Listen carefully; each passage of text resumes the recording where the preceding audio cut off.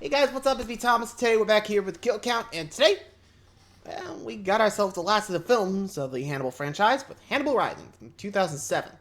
So, yeah, this is basically Hannibal's little origin story, you know, why he became a cannibal, why he did what he did, and, well, I guess to humanize the character, which I don't think really is needed, you know? Yeah, we're about to find out, so let's check it out, huh? Be sure to like, subscribe for more, hope you enjoy. Let's go.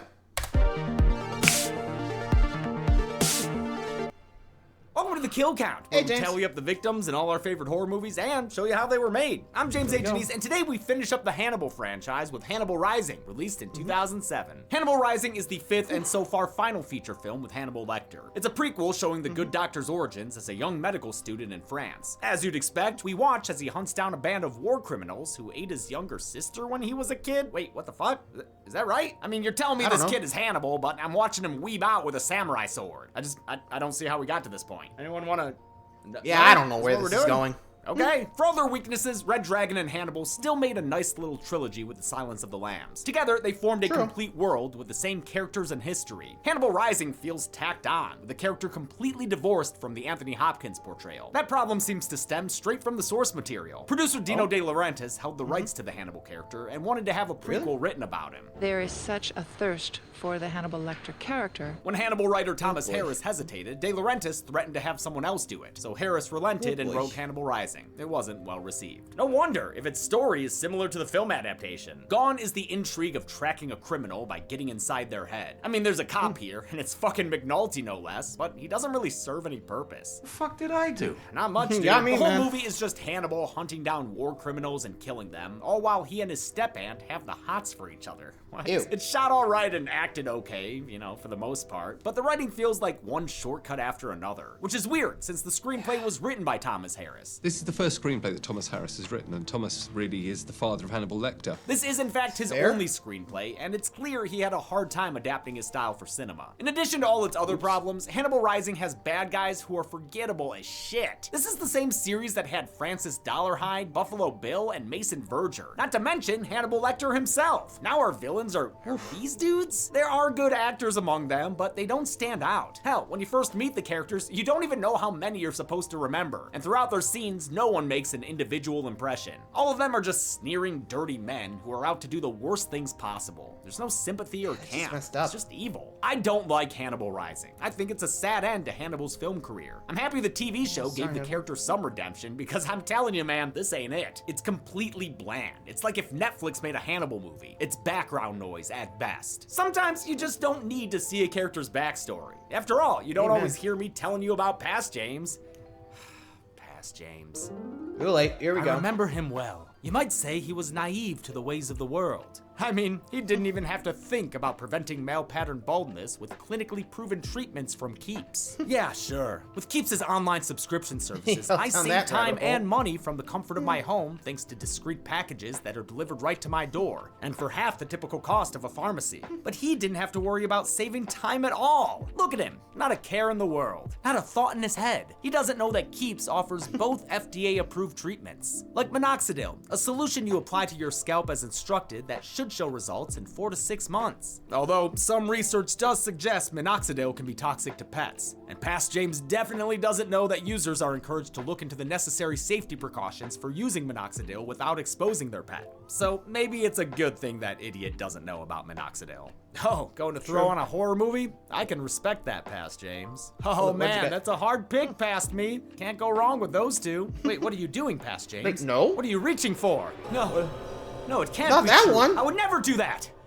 Actually, yeah, I would. I really like that movie as a kid. But I would save money thanks to a special offer from our sponsor, Keeps. Just go to keeps.com/deadmeat or click the link in the description. That's KEEPS.com/deadmeat. Anyway, this movie's bad, but it's got kills, so let's get to them. I don't know. Wow. Not a short, like, I'll always remember what you did last summer, but damn. This, nothing for it. Just like, this is gonna suck. There's kills. Let's go get them. Which, oh boy. You think after a while, Thomas would have been like, dude, let me take time, but jeez. I mean, did Dino De Laurentiis just like rush him? Like, come on, dude, I need this script for the movie we're about to make. Or something like that. I can imagine that happening. Anyone else? Anyway, so let's see the origins of Hannibal Lecter. Hannibal Lecter. Here it comes. Let's begin. The movie begins with a pig. Wait, is this prequel about those pigs from Hannibal or the cannibal from Hannibal? You gotta be more clear, title card! In the forests of Lithuania, the young Hannibal Lecter is playing with his younger sister Misha. For Misha. They're interrupted by distant bombing because it's 1944 and Nazi Germany has occupied the region. To avoid the approaching German army, Hannibal's family relocates from their house. Or, I'm sorry, their freaking Lecter castle. Castle? But I guess it makes sense for Hannibal to have grown up with a house staff and shit. That's probably how he got used to the finer things in life. Or as Krendler put it, Ortsy-fortsy stuff. the Lecters flee to their hunting lodge as Nazi troops occupy their mansion, executing their Jewish cook off-screen in the process. Hard to make jokes with this subject matter, but I do wish this guy could have lived out his provincial life peacefully in Bell's Village. The Lecter family forest hideaway proves not to be hidden very well, since they're soon visited by Deadites? Oh, no, Nope, just a Soviet tank. crew. This checks out, since 1944 was the year Soviets took Lithuania from the Germans, ending an occupation that began in 1941. The Russian soldiers want water and seem friendly otherwise, but tanks are a good way to let the flies in. Soon enough, Nazi planes Incoming. arrive, starting a firefight. Papa Lecter makes a run for his kids, but he gets gunned down in a hail of bullets. The Soviet tank gunner manages to shoot the Nazi pilot, but the plane crashes into them and causes a fiery explosion, which kills the Soviet soldiers and the Lecter family servants. Mama Lecter survives long enough to stumble towards Hannibal, only to dramatically die in the young boy's shrapnel. arms, turning him into a baby doll. Mama! Mama! He has enough sense to save his baby sister Misha, and they flee from shells popping off like a Jiffy Pop factory on fire. In a bombed out village, the dead and dying are being looted by a group of Lithuanian mercenaries disguised as medics. They arrived earlier with those Nazi soldiers at the Lecter castle, and we will come to not really know them as the movie's bad guys. The various shots of the battlefield give us 22 dead bodies to add to our count. God damn it, is this gonna be one of those on top of all its shittiness? We'll see. Speaking of shittiness, posing as medics with Red Cross patches like this would be declared a war crime in the Geneva Convention after World War II. The leader of these war criminals is Brutus, who stumbles across the injured SS major they were taking orders from. Kill a few gypsies, you said. Kill a few Jews and we'll make you SS. If you had kept your Recount word, that. I would be saying yes, sir, to you now. He declares his group's independence from the war by shooting his former boss right in the head. Then they see some approaching Soviet forces who are mowing down soldiers and civilians alike. The mercenaries flee, passing 9 more bodies on their way out. This movie better cool it with the frame-by-frame shit. The group stumbles Too across bad, the we'll see. Lecter's cabin, which has seriously shaped up to be a terrible hiding spot. They quickly overpower the small children they find inside and settle in for a long winter thanks to a Soviet army snow-in. Roadblocks. Every 5 kilometers from here to Vilnius. Brutus is played by Rhys Ifans, who I know from House of the Dragon, but you may know from his more lizardy form in a bunch of Spider-Mans. Hey, Connor. He and his 5 dirty assholes make for a lot of mouths to feed, especially with most of their food imported from the Tanz Academy. Brutus resorts to chowing down on a frozen bird, looking like a pissed-off cat. But don't let him tell you he doesn't like it. Look at the vigor with which he eats. Still, if they're gonna survive, they're gonna need some fresher meat. We eat or die. They stare steak knives into the kids, but before they can get this Donner Party started, the movie jumps ahead 8 years. Hannibal Lecter is now a teenager, and he's haunted by what happened to him and his sister. But he's unable to remember any details, including the names of their tormentors. He lives at a foster home for kitty cannibals, which is actually his family castle, which has been converted to a Soviet state orphanage? Wait, what? Why? I mean, I get it from a historical sense, turning a castle into like an orphanage, but like, why put him back there? In any case, he doesn't like it here. You do not honor the human pecking order. You're always hurting the bullies. You must allow the bullies to succeed. At some point, they stick him in a cage? I don't know, but it's not really a cage, since Hannibal can walk right the fuck through it and find a way out. Hell, this supposed cell even comes with its own escape rope and escape ladder. Before he leaves, he collects some family mail they had stored away. You sure you want that, kid? It's probably just junk mail and catalogs. Leave us alone, Balsam Hill! Hannibal escapes and Indiana Joneses his way across Europe on a train, somehow getting past the Berlin Wall with ease. He arrives in France and heads to a mansion with an open gate policy, I guess. This is the home of an aunt and uncle who we've never heard of until this very moment. He finds out his uncle died recently, leaving his aunt Lady Murasaki alone and available. Seriously though, I don't know how close these two were before the war, but I'd wager it wasn't as close as they immediately get here. There is such a thirst for the Hannibal Lecter character. It's pretty weird. Lady Murasaki agrees to take the boy in and even shows him her sweet samurai heritage. I have the honor, only on my ancestor's birthday, to polish his armor with all Okay. of clothes. Hannibal instantly Wait, all becomes a of what now? weeb. And like him. Though the character is Japanese, Murasaki is played by Chinese actor Gong Li, whose career is extensive and recently included the live-action Mulan. The estate she lives in was an abandoned... Huh, so that's new. I thought I'd see that there, but we aren't. So, Hector's Lithuanian, lost her sister during, like, his whole family through the war, got put in a Russian camp, and now he's here in France with the aunt of his, who apparently got the odds for him, which is odd. Like, I don't even know how that works, but yikes. I mean, I guess she's grieving, but oy, oy, oy. Anyway. House that was refurbished by Polish production designer Alan Starsky. Starsky also built the hunting lodge in a forest in the Czech Republic, while the interiors were built in a studio in Prague. Lady Murayagi gives her cannibal karate kids some swordplay lessons. Nothing like sexy fighty times with her hot aunt. They go to a fish market that doesn't have crappily undercover cops, but rather bigoted butchers. Hey, Japanese, tell me the truth. Does your pussy run crossways?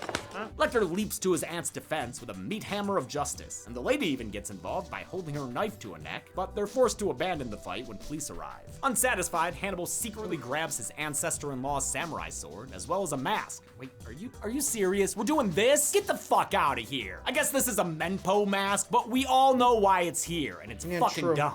Hannibal intercepts the butcher, whose name is Paul Momond, on his way back from a fishing trip. He says he owes his aunt an apology. You inquired about her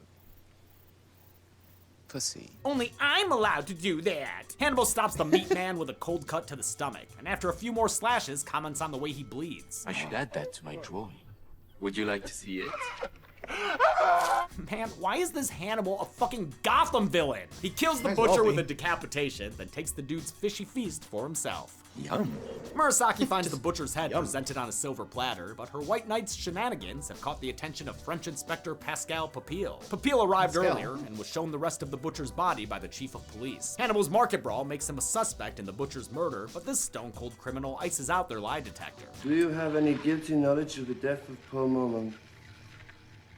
Guilty knowledge? Limit your responses to yes or no. No.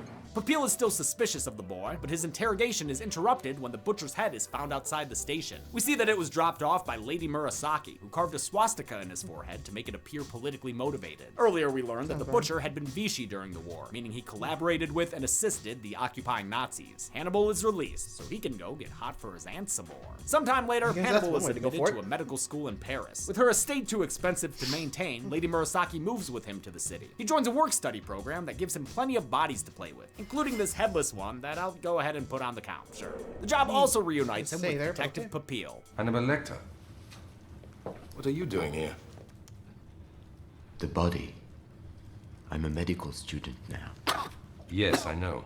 I followed your progress. Then why'd you ask what he was doing there? Hannibal watches as Papille interrogates a war criminal named Louis using a serum that helps him remember suppressed memories. Pardo knew where the children were hidden. He's mayor of Belleville now. Louis is given a namesake execution via guillotine, which France continued to use for executions until 1977.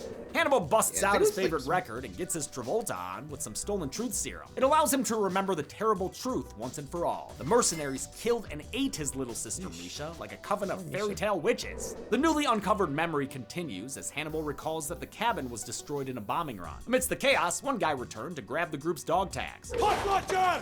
Howdy! Wait, I'm sorry, his name is Potwatcher? Potwatcher. Damn, these villains suck. Another explosion sends a beam crashing onto the porcelain peeper, killing him and burying the soldier's dog tags. Determined to hunt down his sister's killers, Hannibal returns to Lithuania to uncover their identities. Along the way, a border patrol guard tips off Dortlich, Brutus's right-hand man. He's now working as an officer in the Soviet border troops and remembers Hannibal's name from the war. Dortlich is played by Richard Brake, a seasoned kill count veteran who's now making his 6th appearance on the channel. That might be the most anyone's made playing a different character each time. Someone fact-check me on that. Dortlich tracks Hannibal to his family lodge, where the boy uncovers his sister's remains and the identities of her killers. Coldness.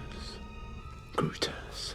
When Dortlich attempts a sneak attack, the cannibal counters and incapacitates the officer. Lecter ties him to a tree with one end of a rope coiled around his neck and the other around a horse. He asks Dortlich to send a confession via Pony Express. As his leash tightens, the officer gives up info about his confederates, but Hannibal still thinks this guy can rope burn in hell. He tells his horsey to giddy up, giving Dortlich an eye-popping off-screen death. And with the exit of Richard Brake, the villains somehow become even less interesting. After the kill, Hannibal licks the blood off his fingers, giving him the taste he'll come to love. In fact, when the police discover Dortlich's head later, they find his cheeks have been removed and eaten. Looks like Hannibal took some earlier cooking advice to heart. The most exquisite bits of the fish are the cheeks. This is true for many creatures. Hannibal arrives back home, where Murasaki has been mulling over his Patrick Bateman sketchbooks. She's been worried about him, but he says that everything is okay, since he's finally found his sister's killers. They go to a restaurant owned by one of them, Kolmas, where they see that he's become a family man. He's even got a cute little daughter, and Hannibal recognizes that the bracelet she wears was stolen from his sister. Just because you have kids don't mean you ain't a piece of shit, though. Kolmas is still a dirtbag, as revealed when we train spot his sex trafficking operation. His partners in crime are his old war buddies, and he tells them who's suspected of killing Dortlich. Hannibal Lecter. Big Bad Brutus, looking much more slick these days, recognizes the name of their old dinner guest. He sends Milko, another one of his merry men, to take care of the boy cannibal. Milko stalks Hannibal to his workplace and scopes him out with the world's tiniest camera. It's so cute. He tries breaking into the morgue, where his target is working on a couple of bodies. I'm pretty sure I didn't count morgue bodies way back in Reanimator, but I think my rule now would be to count these guys, so yeah, sure. I lost track. What do you think? Hannibal gets the drop on Milko and shanks him with a needle full of drugs. He interrogates Milko by spraying him down like a baby in Hannibal, hoping to get to the bottom of this layer cake. It happens in a formaldehyde tank that has some preserved bodies in it. Do we count these? I guess, yeah. Milko's fear here is genuine. Actor Stephen Walters was claustrophobic and had to do the scene partially with his hands tied together. He was scared to death, literally scared to death, so not that much acting was required. The merc coughs up Brutus's home address, but that doesn't stop Lecter from turning him into a human pickle, leaving him to drown in the chemicals. We later see him roasting the remains in a cremation chamber. Papil's been catching on to Hannibal the Cannibal's MO and pays a visit to Murasaki to warn her about her nephew's behavior. Not that he needs to tell her, she done notice that Hannibal had been getting kinda cray and sexy. The inspector finds the soldier's dog tags in Hannibal's home and takes him in for questioning. Papil wants to prosecute the group for war crimes, but Hannibal wants to keep this revenge party amongst friends. Even though everyone in this movie knows Hannibal is guilty, there's no evidence, so the inspector lets him go. I guess now is when I'll say that I absolutely hate this portrayal of Hannibal. I hate it. Despite getting a movement coach to help him mimic Anthony Hopkins, French actor Gaspard Ulliel never feels quite right. His version of the character comes off as such a try-hard little edgelord. Nothing like the sophisticated psychopath we know.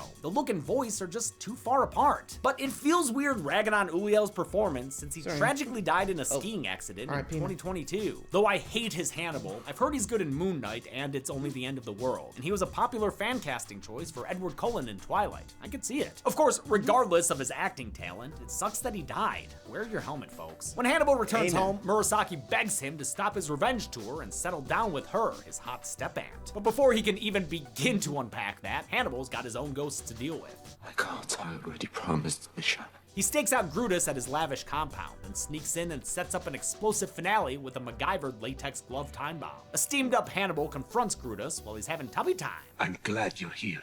I always felt I owed you something. Unfortunately, Hannibal gets made by a maid and Brutus's goons apprehended before he can immolate his former captor. Brutus stands by his past decision to eat a child, saying he had to do it to survive. And I would never apologize to you. Lecter's latex bomb goes off, giving him the chance to escape. He's aided by Brutus's bathroom attendant, whom the trafficker had kidnapped earlier. Sadly, Brutus puts her down quickly with a gunshot to the heart. Hannibal books it back home, but whoops, all of a sudden, the bad guys have Lady Murasaki. Shortcuts! Shortcuts everywhere! I wish this movie was like its predecessors and let us see processes and conversations play out. Hannibal is offered an ultimatum over the phone. I offer you a life for a life. Bring me everything you have. The dog tags, pot watchers, little inventory, every fucking thing. He recognizes the sound of songbirds from Kolmas's restaurant, so he takes a Japanese Tanto sword and confronts the cook in his kitchen. What did I do to you? Aside from eating my sister, nothing. Lecter threatens Kolmas's daughter, so the family man reveals Lady Murasaki is being held on Brutus's houseboat. Since Handy's got a heart, and this version of him at least, he offers to spare Kolmas for the sake of his children. But the guy goes for a gun anyway, so Hannibal gives him a prowler probe through his jaw and out the top of his head. Nice. Hannibal tracks down Brutus's houseboat, where the pimped out war criminal is proclaiming his favorite Jordan Peele film. Get up. Splinter Cell Lecter boards the vessel and knocks a henchman into the water. He spots Murasaki in Brutus's room, and as he makes his way below deck, the waterlogged chum is crushed as the boat bumps into the dock. Should have swam out to a merm, dude. The plainclothes pirate finds Murasaki and prepares to free her, but hidden Brutus shoots him in the back. It seemingly paralyzes him, but nope, never mind. He was just playing. The bullet hit his Tanto sword. Guess it pays to bring a knife to a gunfight. Hannibal hobbles his foe at the Achilles heel, disarming and disankling the slimy bastard. With Brutus on the ground, Murasaki begs Lecter to turn him in. Give him to Papil. He ate my sister. Brutus can't help but find that ironic. So did you. He delves into the grisly details, saying they fed Hannibal his sister while he was half conscious. Then he acts like Hannibal needs to kill himself according to his own rules, which, no dude, obviously it's different. Like, super different. It still upsets Lecter, though, so much that he turns into the Thin Man from Charlie's Angels. With a cry to the sky, Hanazoro carves a callback into Brutus's chest. And for Misha. Murasaki doesn't love this style of vengeance, but she still protects Hannibal when a guard comes around, killing the guy with a stab right in the neck. Now Murasaki has blood on her hands. She's incensed about the path that's led them here. I love you. What is left you to love? Realizing Hannibal won't change, Murasaki abandons her nephew lover to his revenge, which involves eating Brutus's face while he's still raw. He went from bath time to bath salts. Brutus is still kicking the last time we see him, but I'll go ahead and add him when his houseboat straight up fucking explodes. The explosion is witnessed by the arriving Papil and his men, but only Murasaki spots Hannibal fleeing into the woods. Now, I don't know why the leader of the bad guys wasn't the last one for Hannibal to kill, but sometime later, Lecter makes his way to a taxidermy shop in Canada to kill the final war criminal, Grentz. With a handy-drawn sketch and a wartime coin, he presumably kills Grentz off-screen. I don't even want to count this stupid ending, but I will. The movie ends with Hannibal driving off to America to make 3 more much better movies. How many victims did Lil Lecter claim? Let's find out and get to the numbers. Hockey mask.